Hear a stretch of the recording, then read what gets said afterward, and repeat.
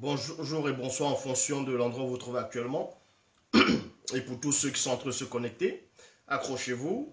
Salutations à tout le monde. Salutations Imani, Tawata, Fatouma, Kevin, Bekekedi, Kamela. Donc accrochez-vous, accrochez-vous. Et connectez-vous pendant l'exposé, comme vous le savez, vous allez envoyer des cœurs. Elisa, Catherine, voilà, Eva, salutations à tout le monde. Mona, Imani de Wassé. Comme vous savez, c'est le vendredi et c'est le 25 décembre. Dans cette époque, dans cette réalité. Et beaucoup de personnes ont fêté hier. Et d'autres sont en train de s'amuser, d'autres sont en train de dormir actuellement. Et comme je dis, pour beaucoup de personnes dans le monde entier, les différentes religions, ils sont en train de fêter une fête. Et nous allons donc faire la relation, voir la relation entre le lien entre Jésus, ce Jésus-Christ, ce Jésus de Nazareth, qui a été inventé par le concile de Nicée, à l'époque du concile de Nicée, et bien encore, avec le sapin. C'est quoi le sapin? On va vous dévoiler la vraie nature du sapin.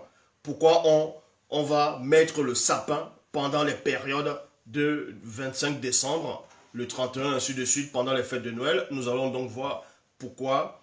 Mais pour cela, pendant l'enseignement, vous devez constamment envoyer des cœurs parce que le lien, en gros, le direct va être signalé pour que les gens ne puissent pas voir ce qui se cache derrière. Donc ici, on va un peu toucher dans les Bibles actuelles classiques. On va toucher dans les Bibles actuelles classiques. Parce que vous savez qu'il est aussi dit dans Jean 3,11, nous disons ce que nous savons et l'on rend témoignage de ce qu'on a vu. Donc ce qu'on a pénétré en profondeur. Ici, nous allons parler quel est le lien entre Jésus et le sapin. Comme j'ai dit, beaucoup de personnes pensent que le sapin ne pousse qu'en Amérique, en Europe, et qu'il n'y a pas de sapin en Afrique. Donc, détrompez-vous, il existe bel et bien des sapins en Afrique. Il existe plusieurs espèces de sapins. Ici, avant de parler du sapin, avant de parler du 25 décembre, on va d'abord aller à l'origine même du sapin.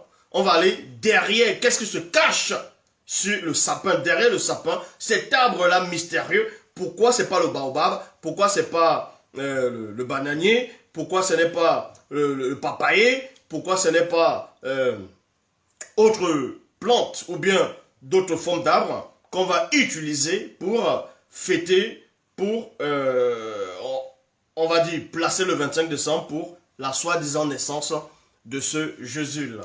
Donc pour cela, on va aller dans 1 Samuel chapitre 16 au verset 14 dans la traduction Abbé Crampon. Je répète, dans 1 Samuel, dans les Bibles actuelles classiques, dans 1 Samuel chapitre 16 au verset 14, traduction Abbé Crampon. Il est dit ceci. L'esprit de Yahvé, dans l'esprit de Yahweh, se retira de Saül, il y a virgule, et un mauvais esprit venu de Yahvé, dont Yahweh fondit sur lui. Donc on vous apprend, dans les Bibles actuelles classiques, à une époque reculée, il y avait un roi qui s'est compromis, il y a un roi qui a commencé à aller contre la parole. Vous voyez, aller contre la parole, ce roi était connu sous le nom de Saül. Son vrai nom, c'est Nyongi. Nyongi, c'est, en gros, ça veut dire avoir envie.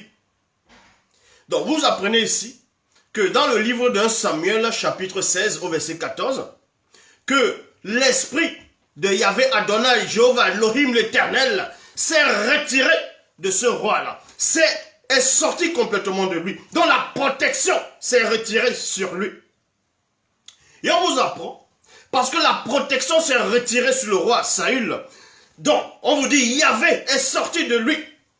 Que l'esprit de l'Éternel est sorti de ce roi renégat. Et on vous apprend qu'un mauvais esprit venant de Dieu, venant de Jéhovah, Yahvé Adonai, a fondu plutôt sur le roi. Et dans la traduction du Monde Nouveau, il est dit, le terrorisa.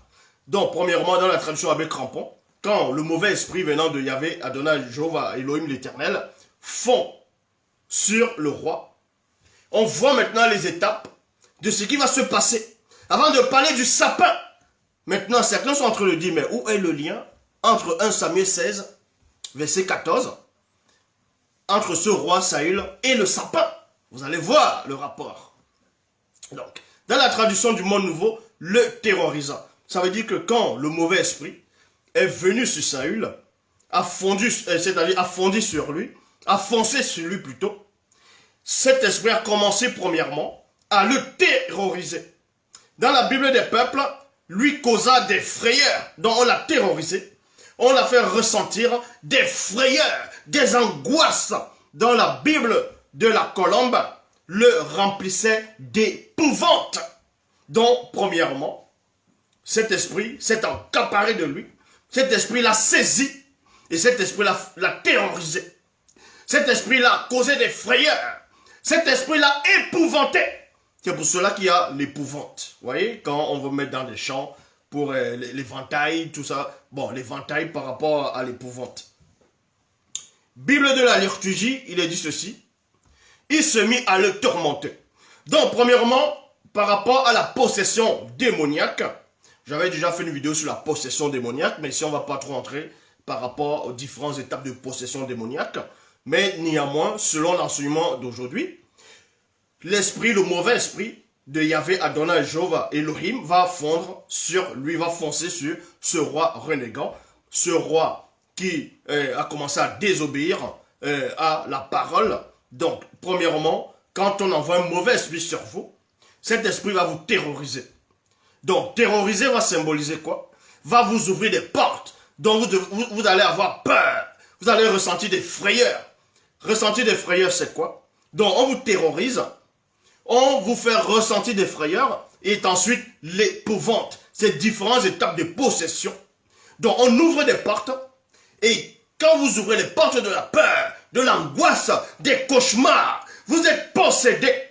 Et ce roi maintenant, la possession va se produire dans la Bible de la liturgie et se mit à le tourmenter. Donc on vous apprend que cet esprit mauvais de Yahvé, ou dans d'autres versions, envoyé par Yahvé, dans d'autres versions aussi, l'esprit mauvais de Dieu, le mauvais esprit de Dieu, a saisi le roi Saül, dont le roi Nyongi a commencé à le tourmenter, à le posséder, à le tourmenter ici.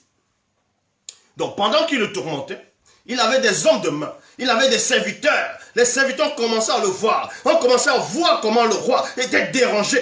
Il était perturbé. Et ils aimaient ce roi. Ils se sont concertés entre eux. Ils ont dit, bon, nous-mêmes, nous n'avons pas assez de force spirituelle pour déloger cet esprit-là. Parce que cet esprit-là vient de Yahvé, vient d'Adonai Elohim. Nous allons plutôt, nous savons entre nous qu'il y a forcément quelqu'un dans la nation, dans le royaume, dans le pays, dans cette époque, qui est assez capable de combattre cette espèce de démon qui a pris possession du roi. Sans cela, on vous dit dans 1 Samuel, chapitre 16, au verset 15, les serviteurs de Saül lui dirent, voici qu'un mauvais esprit de Dieu te tourmente. Voici qu'un mauvais esprit de Dieu te tourmente. Il y a point. 1 Samuel 16, verset 16 à 19, traduction du Monde Nouveau. Il est dit ici, parce que selon eux, il y a... Bon, là c'est lui second 1910 plutôt. Que notre Seigneur parle, tes serviteurs sont devant toi. Ils chercheront un homme qui sache jouer de la hampe, de la hampe, de la hampe. Donc, remarquez ici, les hommes de main du roi Saül, ils se sont concertés, comme je dis tantôt. Ils sont allés voir le roi. Ils ont dit que le roi parle, que le Seigneur parle. Tes serviteurs sont devant toi. Ils chercheront un homme qui sache jouer de la hampe. Qui sache jouer de la hampe. Il y a point virgule. Et que, non plutôt, et quand le mauvais esprit de Dieu sera sur toi, il y a virgule, il jouera de sa main et tu seras soulagé. Il y a point ici. Saül répondit à ses serviteurs, 2 points. Donc, premièrement, pour ceux qui n'ont pas pu comprendre le livre de Samuel, dans ce qu'on appelle Dina, ce genre de possession, ce genre de possession sont exactement les mêmes espèces de démons épileptiques, ainsi de suite, parce que le roi Saül, selon les Bibles actuelles classiques, n'était pas en ce moment un véritable démoniaque. Parce que s'il était un véritable démoniaque, il n'allait non seulement pas écouter ce que ses serviteurs sont en train de lui dire, il n'allait même pas siéger sur le trône, il serait comme un animal enragé. C'est en cela où on vous dit ici que quand le mauvais esprit de Dieu vient sur toi, c'est-à-dire que pour le moment, l'esprit là va venir, l'esprit va le tourmenter et l'esprit part. Et l'esprit le revient et le retourmenter. C'était ça son tourment. Est-ce que vous comprenez? C'était ça son tourment. Exactement comme les terroristes, ils viennent, bam, ils terrorisent les gens, ils partent, ils reviennent, ils terrorisent encore. C'est comme ça que ça se produit dans les Bibles actuelles classiques. Donc, dans le verset 17, on vous apprend que le roi répond à ses serviteurs. Il répond à ses hommes de main. Il répond à ses sujets. Trouvez-moi donc un homme qui joue bien et amenez-le moi. Vous voyez, il avait sa raison. Il avait ses facultés. Il a dit, trouvez-moi donc un homme. Maintenant, vous savez que pendant les soi-disant fêtes de Noël, il y a des gens qui chantent. Il y a une musique spéciale que les gens vont chanter. Ou bien petit Papa Noël, toi qui descends du ciel. Donc, le Papa Noël, c'est quelqu'un, c'est un homme qui est censé apporter la joie, qui est censé enlever la tristesse des enfants, c'est-à-dire des enfants malheureux, des gens malheureux. Donc, c'est un personnage qui vient du ciel, qui vient de quelque part, qui a été initié, vous voyez, qui a été initié, qui est différent des gens qu'on voit ordinaire, c'est-à-dire quotidiennement. Donc, c'est quelqu'un qui vient avec des pouvoirs. C'est quelqu'un qui vient avec... vous voyez, il y a certains animaux qui le tirent en gros, vous voyez, et il y a une musique, c'est là qu'on dit Petit Papa Noël, quand tu descends du ciel avec les jouets familiers, ainsi de suite, il y a une musique. Et il y a aussi le sapin. Et on vous parle de Jésus. Vous allez voir le lien entre le roi Saül. Qu'est-ce qui s'est passé? Vous allez tout simplement savoir que le monde occulte est là uniquement pour copier, où le plagiat commence. Donc, on vous dit ici, Saül répondit à ses serviteurs, trouvez-moi donc un homme qui sache jouer, qui joue bien, et amenez-le moi. Il y a point ici. L'un des serviteurs prit la parole et dit, voici, j'ai vu un fils d'Isaïe. J'ai vu un fils d'Isaïe, en gros, celui qui habitait à Bethléem, dans le Bethléemite, qui sait jouer. C'est aussi un homme fort et vaillant, un guerrier, parlant bien et une belle figure. Et l'Éternel est avec lui. Et l'Éternel est avec lui. On vous dit ici, là, qu'on a véritablement trouvé un homme qui avait, on va dire, une élévation spirituelle, quelqu'un qui était non seulement il avait une belle apparence, il craignait, l'homme de la crainte du respect qui lui est dû. Donc, c'est un guerrier redoutable, un homme fort et vaillant. Comme j'ai dit, il avait une belle figure. On vous dit que Yahvé Adonai Elohim, Jéhovah l'Éternel, était avec lui. Dans le verset 19, on vous apprend ici, Saül envoya des messagers à Isaïe pour lui dire, envoie-moi David, donc ton fils qui est avec les brebis. Avec les brebis. Là-bas, écoutez la révélation.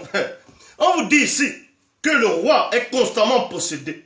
Donc ça veut dire que s'il est possédé, la population, le royaume aussi est dans les troubles. Parce que quand le roi est possédé, il ne va plus bien diriger le pays. Il ne va plus bien diriger son royaume. Donc la population est dans les troubles. C'est exactement comme beaucoup d'enfants, beaucoup de personnes, ils vont travailler, ils sont fatigués, les enfants sont là, ils n'ont pas de jouets, Noël arrive, et c'est la période où les gens maintenant vont sortir pour aller s'amuser, chacun va être content.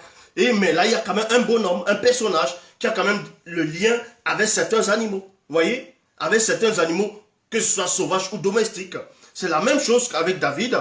On va chercher quelqu'un qui est non seulement spécial, qui a la capacité d'apporter la joie à une période au roi et au royaume.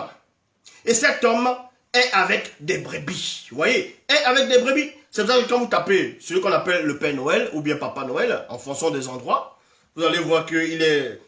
il y a certains animaux dont on va dire péter les cerfs ou les biches ou les... peu importe, qui sont en train de... les antilopes, peu importe. C'est quoi ces animaux qui sont en train de le tirer. Exactement comme Tondor était avec les brebis. Vous voyez. Donc, ils ont juste pris l'histoire de Noël, de ce récit-là, à partir de là que Jésus même déjà se manifestait déjà, se cachait déjà. Donc, dans 1 Samuel chapitre 16 au verset 23, on vous dit, et lorsque l'Esprit de Dieu était sur Saül, remarquez, écoutez attentivement. Donc, David est bel et bien venu, il s'est mis au service du roi. Et on vous dit dans 1 Samuel chapitre 16, verset 23, et lorsque l'Esprit de Dieu était sur Saül, David prenant la hampe. La hampe, c'est un instrument de musique. C'est un instrument de musique. Écoutez attentivement.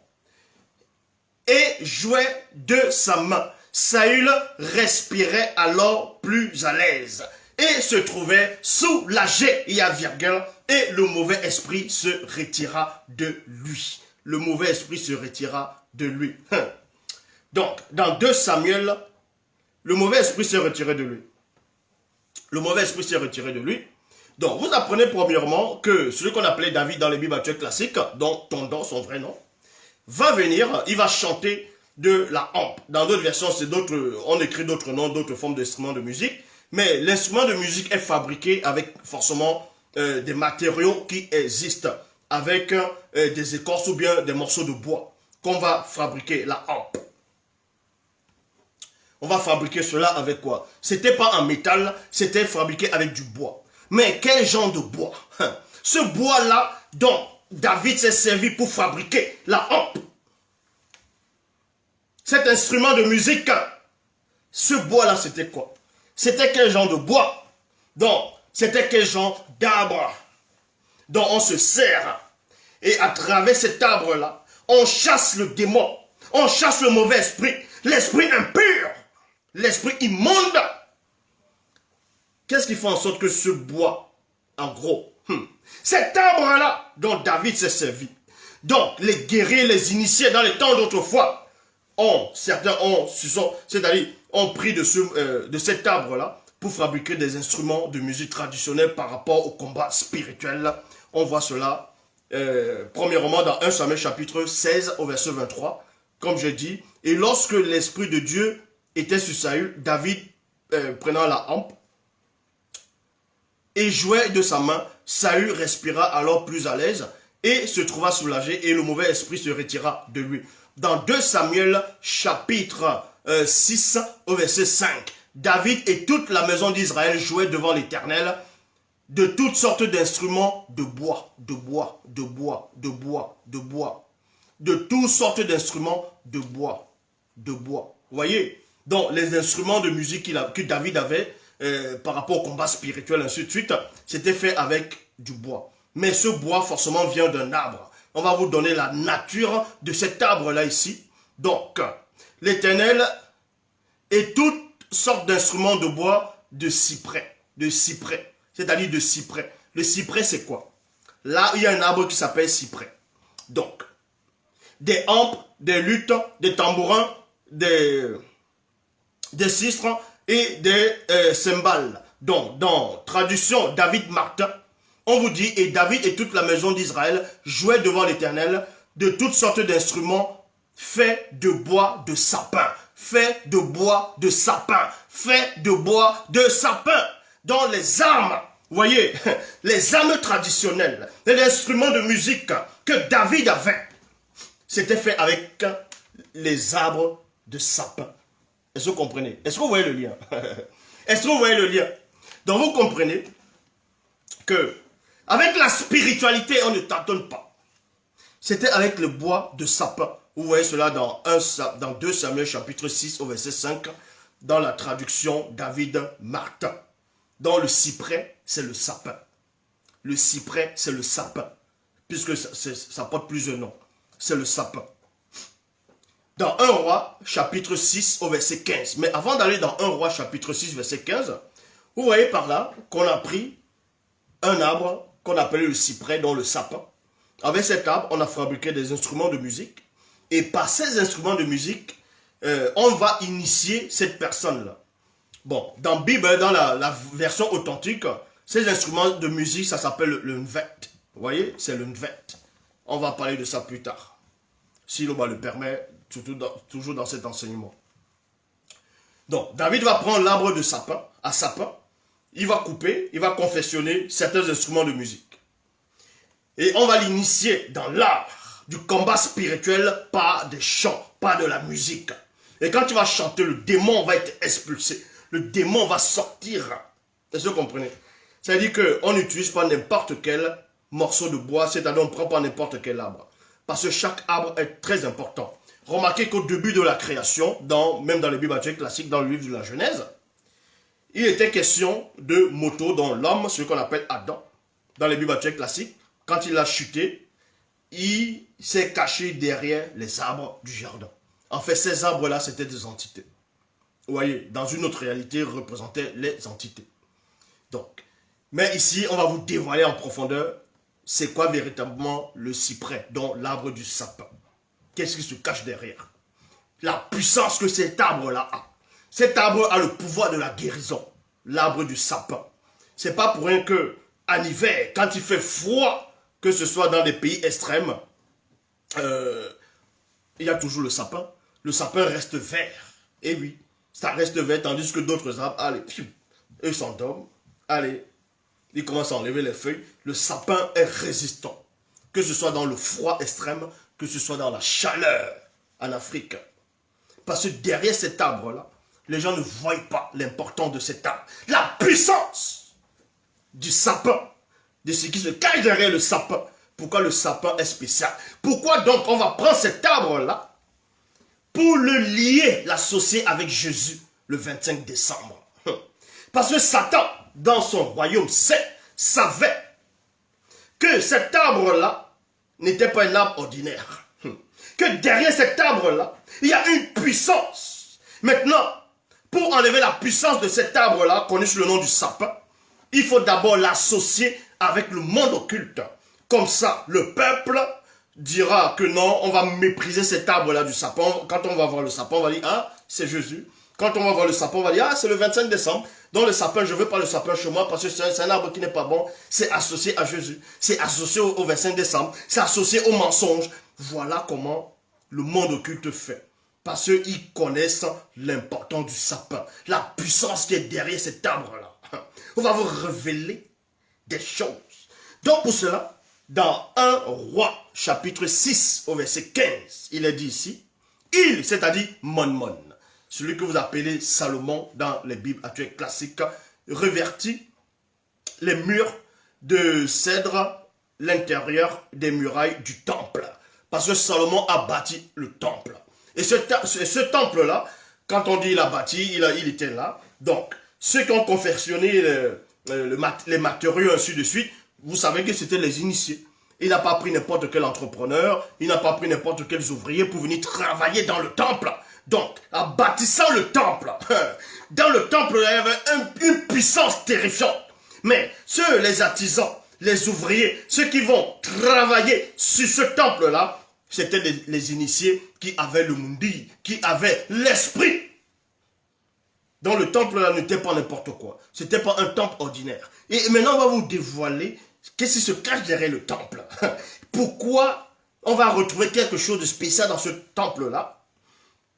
Dans 1 Roi chapitre 6 au verset 15, donc Salomon, a revêtu les murs de cèdre, l'intérieur des murailles du temple, depuis le pavé du temple jusqu'au sommet des murailles et jusqu'au plafond, il le revêtit entièrement, c'est-à-dire intérieurement de lambris de cèdre. Et ensuite on vous dit, il plancha, c'est-à-dire donc le plancher maintenant où on va poser les pieds. Où le roi Salomon va poser les pieds. Parce qu'on ne pose pas les pieds n'importe où.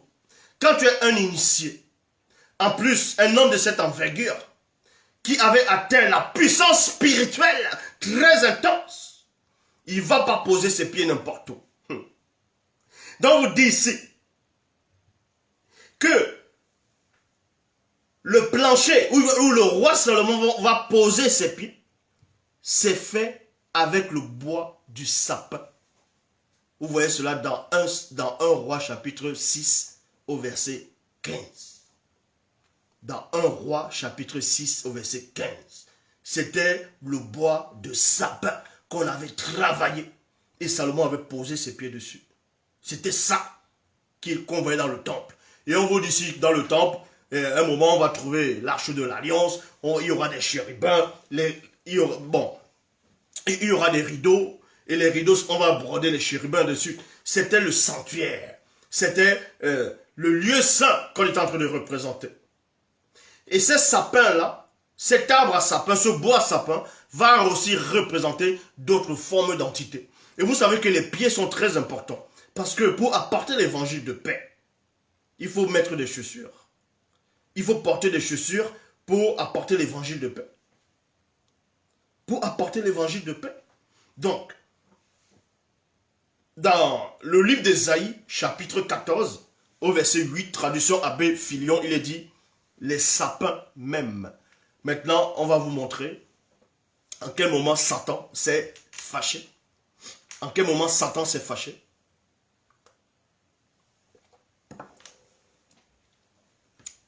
En quel moment Satan s'est fâché réellement, parce que les démons déjà savaient que l'arbre à sapin a beaucoup de vertus.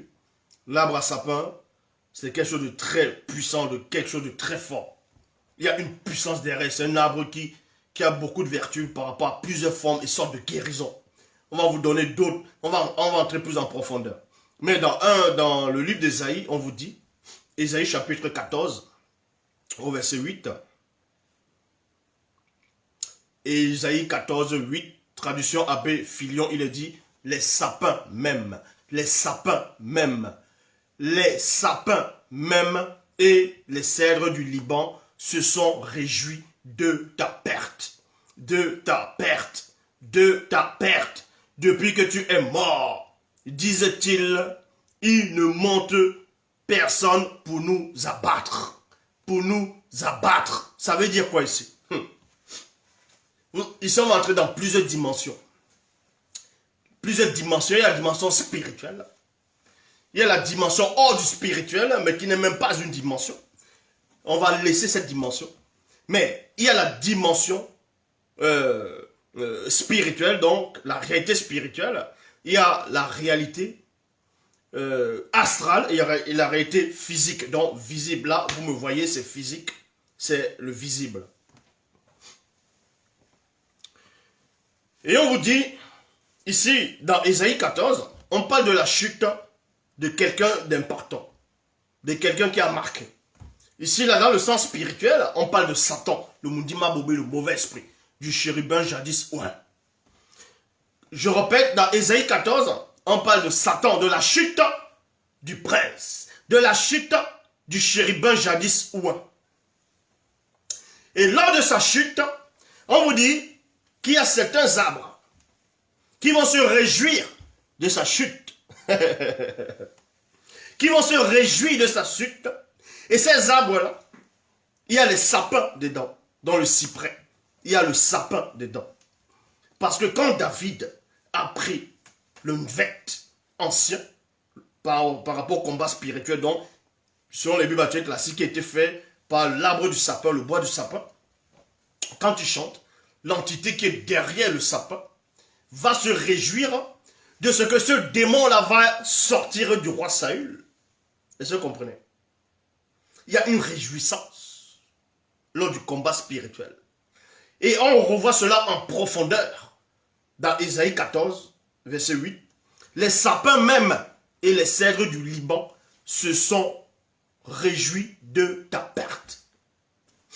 Bible du semeur, les cyprès même sont heureux de sa chute. Heureux de sa chute. Et les cèdres du Liban disent, depuis que tu es effondré, le bûcheron ne vient plus nous abattre. Le bûcheron ne vient plus nous abattre. Ça veut dire quoi ici? Ça veut dire qu'à un moment donné, dans l'Afrique ancestrale, pour ceux qui ne croient pas, bon, comme je dis, il y a beaucoup de sapins en Afrique. Maintenant, vous pouvez vous renseigner. En tout cas, dans le pays où on nomme actuellement le Cameroun, il y a beaucoup de sapins là-bas, de différentes espèces. Il y a des sapins là-bas. Et vous apprenez ici, dans la Bible du Semeur, que les cyprès sont, comme je dis, ce sont aussi des sapins. Les sapins se moquaient déjà de la chute de Satan. Les sapins se moquaient de la chute de Satan. Donc en gros, c'était les entités qui étaient derrière les sapins. Bon, se moquer, pas moquer comme la moquerie dont c'est interdit dans Somme 1. Se réjouissaient de la chute de Satan. Ces sapins-là, donc ces entités derrière les sapins. On va vous donner son vrai nom dans la langue originelle tout à l'heure. De ce sapin-là, en gros, de cette entité-là. Et les facultés que cette entité-là a. Donc, ils vont se moquer de lui. Maintenant, pourquoi donc on vous dit que néanmoins les sapins, même sont heureux de sa chute, et les cèdres du Liban disent, depuis que tu t'es effondré, le bûcheron ne vient plus nous abattre. Comme j'ai dit, à un moment donné en Afrique, on abattait beaucoup les arbres du sapin. Donc, on utilisait ça pour le nvet, pour les danses traditionnelles, le combat spirituel, pour fabriquer les planchers des rois, certains matériaux, même par rapport à certaines pirogues. Il y avait aussi le bois de baobab. Le baobab aussi est sacré, donc il y a plusieurs arbres qui sont sacrés. Ici, on ne va pas rémunérer tous les arbres. Bon, ici, on a parlé du sapin. Quand Satan a vu ça, il y avait beaucoup de sapins qu'on abattait, que même les non-initiés ont commencé à abattre. On commençait à abattre, on commençait à abattre, on commençait à abattre. Et dans l'Afrique ancestrale, à un moment donné, ils ont pris conscience de ça. Que le sapin, l'arbre à sapin est très important. Qu'il ne faut pas l'abattre juste pour l'abattre. C'est pour cela qu'on dit ici, les cyprès, donc les sapins même, sont heureux de sa chute. Et les cèdres du Liban disent, depuis que tu es effondré, le bûcheron ne vient plus nous abattre. Le bûcheron ne vient plus nous abattre. Donc, on ne vient plus nous abattre. On ne vient plus nous couper n'importe comment. Parce que nous, on nous respecte. Vous voyez? Nous, on nous respecte. Maintenant, le bûcheron peut aussi représenter dans les Bibles classiques Dieu, ainsi de suite. Ou d'autres personnes, les mauvais bûcherons. Maintenant, c'est en Occident, en Europe, qui vont abattre des sapins. Vous allez voir dans les magasins, ils vont commencer à vendre. Ils vont commencer à vendre des sapins. Et vous voyez, en Afrique, ils vont vendre des sapins artificiels. Alors, ils pensent que l'origine du sapin, c'est ailleurs. L'origine du sapin, c'est en Afrique. Tout a commencé en Afrique. On vient vous faire maintenant une représentation du sapin. Une image mensongère. Donc, vous comprenez ici qu'on a commencé à respecter les arbres en Afrique. C'est pour ça qu'il y avait ce qu'on appelle les arbres sacrés. Les initiés ont commencé à protéger les arbres. Donc, on ne pouvait plus abattre les arbres n'importe comment.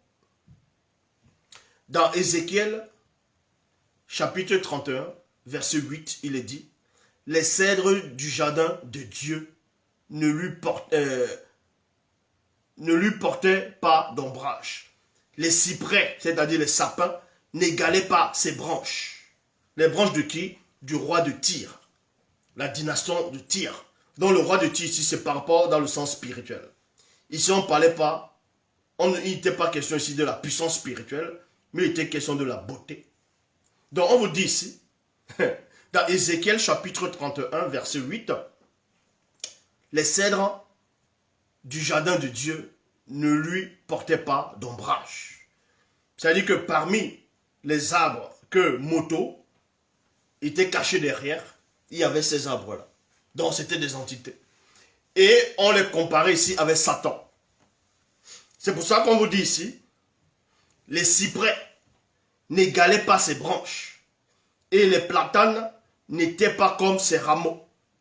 Aucun arbre du jardin de Dieu ne l'égalait en beauté. Donc vous voyez, c'était par rapport à la beauté. Il est question du jardin, ce qui était en Éden. Il n'est pas question du grand ordre des choses. Ne confondez pas tout. Les entités dont on a te fais allusion ici, c'est ceux-là qui étaient dans le jardin d'Éden. Quand Moto allait se cacher derrière les arbres, ils étaient là. Cette espèce-là était là. On ne parle pas de toutes les entités, du grand ordre des choses. Et on vous dit, il n'égalait point le chérubin jadis en beauté. Mais on ne parle pas de puissance ici. Dans la traduction David Martin, les cèdres qui étaient au jardin de Dieu ne lui ôtaient rien de son lustre. Les sapins n'étaient point pareils à ses branches. Parce que Satan, le Mundima Bobo, le mauvais esprit, on le considère lui-même comme un arbre. Est-ce que vous comprenez? Lui aussi, c'est un arbre. C'est un arbre. Toutes les entités qui existent, c'est une espèce d'arbre. C'est pas pour rien que les arbres viennent d'abord avant les animaux. C'est pas pour rien que avec les arbres, il y a certaines espèces d'arbres. Vous utilisez des fleurs, des légumes, vous prenez les fruits, vous faites des maisons, ainsi de suite. S'il n'y a pas d'arbre sur terre, vous allez faire comment? Vous ne pouvez rien. Vous n'allez rien faire. Donc, les arbres vont représenter les entités, vont aussi représenter les hommes.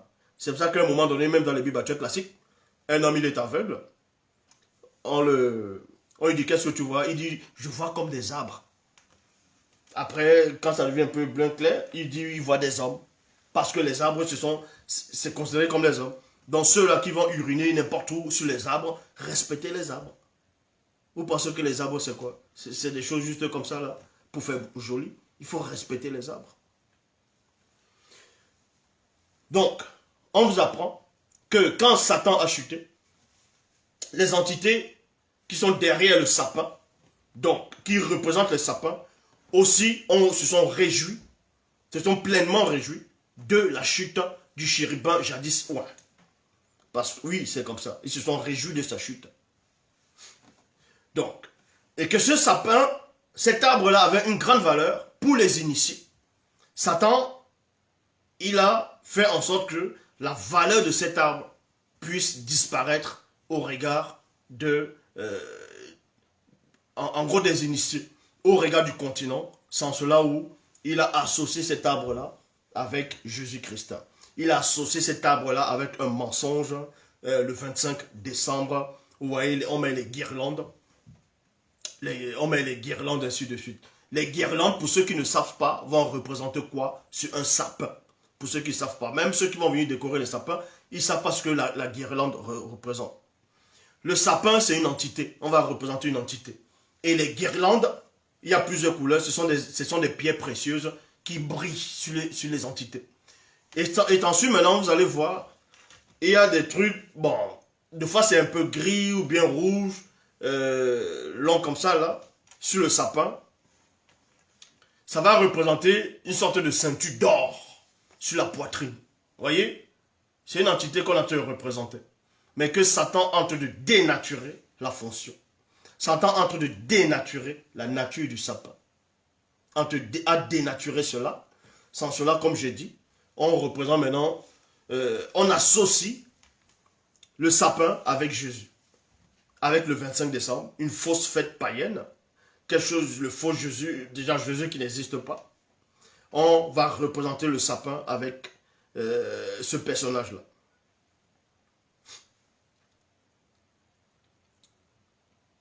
Traduction Abbé Filion, les sapins n'égalaient point sa hauteur.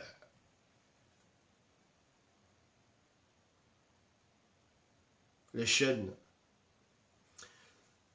Dans Osée, chapitre 14, je vais dans Osée, chapitre 14, écoutez attentivement, Osée 14, verset 9, Bible parole de vie, Ephraïm, virgule, est-ce qu'il y a encore quelque chose de commun entre toi, non, entre moi et les faux dieux, point d'interrogation. Moi, virgule, je te réponds et je veille sur toi. Moi, virgule, je suis comme un cyprès, virgule, un arbre toujours vert. Dans la même version, le même verset, bon, Le même chapitre, mais là maintenant c'est dans le verset 8, tandis que dans la Bible Parole de vie c'est dans le verset 9, mais dans la traduction Martin c'est dans le verset 8, dans Osée 14, 8, il est dit, Ephraim dira, qu'ai-je plus à faire avec les faux dieux? Point d'interrogation. Je les osserai et je regarderai. Je lui serai comme le sapin vert. Ton fruit procédera de moi. Donc ça veut dire quoi? Le sapin c'est une protection en même temps. On voit cela dans Osée 14, 9. Dans d'autres versions c'est le verset 8. C'est un sapin, c'est un arbre qui est toujours vert. Donc un arbre qui apporte la guérison, parce qu'on apporte la guérison au roi. Ça apporte la protection et ça apporte beaucoup de choses. Vous voyez? En gros, c'est une entité, si vous voulez comprendre, l'entité qui se cache derrière réellement pour les initiés, le sapin, dans le cyprès, c'est l'entité de la guérison et de la téléportation. C'est l'entité de la guérison et de la téléportation. Ebunga Mungongi. C'est comme ça qu'on l'appelle. Dans la langue originelle, le doual ancien, Ebunga Mugongi. Ebunga Mugongi. Donc l'arbre de la guérison et la téléportation. C'est le sapin, c'est le cyprès. C'est le cyprès. Est-ce que vous comprenez? Donc, oui, le sapin, c'est aussi une âme spirituelle. Quand on brûle le sapin, l'odeur qui se dégage, vous ne savez pas ce que ça peut produire aux démons. Vous ne savez pas ce que ça produit. Quand on brûle le sapin, l'odeur du sapin. Vous ne savez pas quand vous avez le sapin dans vos jardins, ce qui se produit. Donc vous comprenez ici le lien entre Jésus-Christ et le sapin. C'est tout simplement dénaturer la nature du sapin. C'est dénaturer la nature du sapin. Est-ce que vous comprenez? Uniquement pour dénaturer cette nature-là. Parce que Satan, le monde occulte, ils n'aiment pas le sapin. Vous voyez, ils n'aiment pas le sapin. C'est pour ça qu'on va associer le sapin avec des abominations. Et maintenant, il y a aussi d'autres formes d'arbres en Afrique ancestrale qui sont très précieux, qui apportent des guérisons dont on ne peut même pas imaginer, concevoir. Et quand les Occidentaux viennent, ils savent qu'ils ne peuvent pas prendre l'essence de cet arbre. Même s'ils prennent les écorces, ils arrivent même à bouillir dans de l'eau, ils vont boire, ça ne va pas les guérir. Parce que cet arbre-là a l'ADN originaire du peuple. Sans cela où il y a des braconniers, il y a des gens qui vont d'abord, les braconniers, tuer les éléphants, ainsi de suite, les animaux. Et maintenant aussi, ils vont venir déforester les arbres en Afrique. Parce qu'ils ont horreur des arbres qui sont en Afrique. C'est pour ça qu'ils viennent détruire la faune et la flore. Ils viennent détruire les arbres en Afrique. Parce qu'ils connaissent l'importance de ces arbres-là. Donc, je m'adresse à vous. Protégez les arbres. C'est très important. Quand vous arrivez peut-être en Europe, en Amérique, il y a les arbres que vous voyez. Certes, il y a des arbres. Mais vous pensez que c'est comme les arbres qu'on voit en Afrique? Quand vous voyez une forêt en Afrique la nuit, vous avez peur d'entrer. Mais les forêts en Europe, en Amérique, est-ce que vous avez peur d'entrer? Vous avez plutôt peur d'entrer dans la forêt en Afrique. Des fois, vous voyez un arbre la nuit, vous dites, hey, non, non, non, non, non. Il y a quelque chose. Vous voyez l'arbre, vous sentez la présence de l'arbre. Parce que derrière, il y a une force. Ils le savent. Ils savent cela. Donc, respectez les arbres. Et quand vous avez peut-être des maisons, vous voulez planter des arbres dans vos jardins, ne plantez pas n'importe quel arbre. Donc voilà l'enseignement de ce soir, c'était par rapport aux arbres, c'est-à-dire le lien entre Jésus et le sapin. Entre Jésus et le sapin. Donc, pour l'info, Jésus n'est pas né le 25 décembre. Il n'est pas né le 25 décembre, il n'est pas né tout simplement. Il n'existe pas. Maintenant, il y a des Mongols et Tétards qui vont dire, oui, mais Zouloula, tu as dit dans une vidéo que tu as vu Jésus, tu l'as appelé Père, tu l'as appelé Dieu, ou bien ou peu importe comment tu l'as appelé, tu l'as vu, tout ça. Mais vous pouvez aussi voir une vidéo où j'ai expliqué. Eh oui. Donc voilà. Comme je dis, on est vendredi. Il y a les questions-réponses. Vous pouvez aller vous connecter. Et poser des questions. L'Oba se glorifie toujours car l'enseignant est là. Il est assis sur le trône. Est-ce que vous comprenez? Il est assis sur la puissance. La puissance elle-même. Donc, voilà.